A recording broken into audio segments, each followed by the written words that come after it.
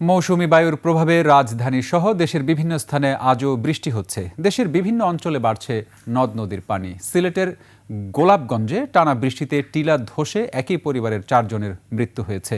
রাঙ্গামাটির বিভিন্ন স্থানে পাহাড় ধসের ঘটনা ঘটেছে, প্লাবিত হচ্ছে নিম্নাঞ্চল।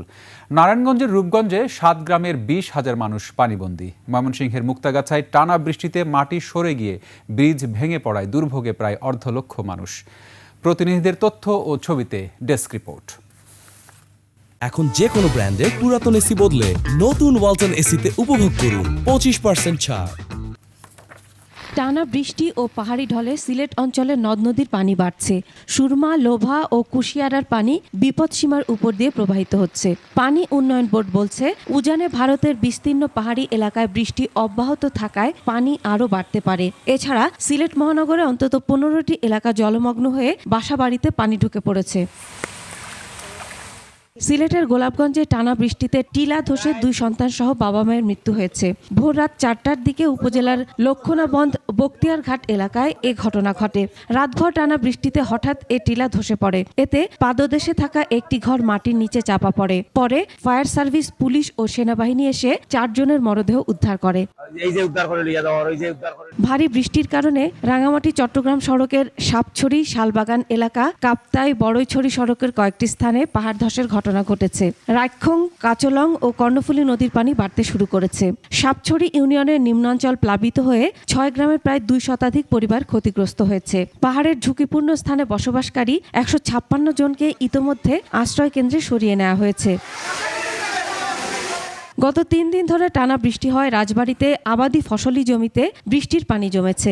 এতে সদ্য আবাদ করা পাট, তিল, সবজি, ধান সহ বিভিন্ন ফসলি জমি তলিয়ে নষ্ট হওয়ার আশঙ্কায় চাষিরা। এছাড়া জোয়ার ও বৃষ্টির পানিতে প্রতিদিন পানি বাড়ছে পদ্মায়। টানা বৃষ্টিতে নারায়ণগঞ্জের রূপগঞ্জ উপজেলার 7 গ্রামের 20,000 মানুষ পানিবন্দী। একটি আবাসন কোম্পানি বালু ফেলে সরকারি খাল ভরাট করায় এ জলবদ্ধতার সৃষ্টি হয়েছে বলে অভিযোগ করেন এলাকাবাসী। 5 বছর ধরে বাড়ি ঘর সব পানি তলায়, যত বৃষ্টি পানি সব বাড়ি ঘরে তলায় যেতেছে, রাস্তাঘাট তলায় গেছে।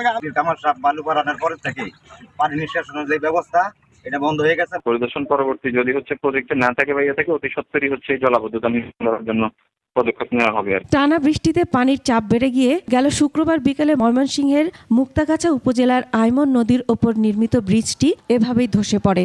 স্থানীয়দের অভিযোগ, পানি উন্নয়ন বোর্ড অপরিকল্পিতভাবে নদী খননের ফলে নিচ থেকে মাটি সরে যাওয়ায় ব্রিজটি ধসে পড়েছে। ব্রিজিংটা বেশি করে ফেলেছিল, যে কারণে এখন যে বৃষ্টি হয়েছে, পানির চাপ বাড়ছে, সেই চাপে ব্রিজটা হঠাৎ করে গতকালকে ভেঙে পড়ছে। রাস্তার মানুষের কষ্ট, তারপরে এই যে কবি মাদ্রাসা গুলার কষ্ট। অনেক ছাত্র এই মাদ্রাসা লেখাপড়া করে, আবার এইবারের অনেক ছাত্র ওই পলসা হাই স্কুলে লেখাপড়া করে, তারা যাতায়াত করতে পারতেছে না। তবে অভিযোগ অস্বীকার করেছে পানি উন্নয়ন বোর্ড। আমরা যখন এই প্রকল্পটা নেই তখন কিন্তু আমরা উক্ত এলাকা ইউনো, এলজিটি, রোড সব ডিপার্টমেন্টকে চিঠি দিয়ে জানিয়ে দিয়েছি যে আমাদের এখানে নদী খনন হবে, ভালনারেবল ব্রিজ আছে, এগুলো আপনারা প্রতিস্থাপন করেন। Masum আলিসা, desk report, 21 television.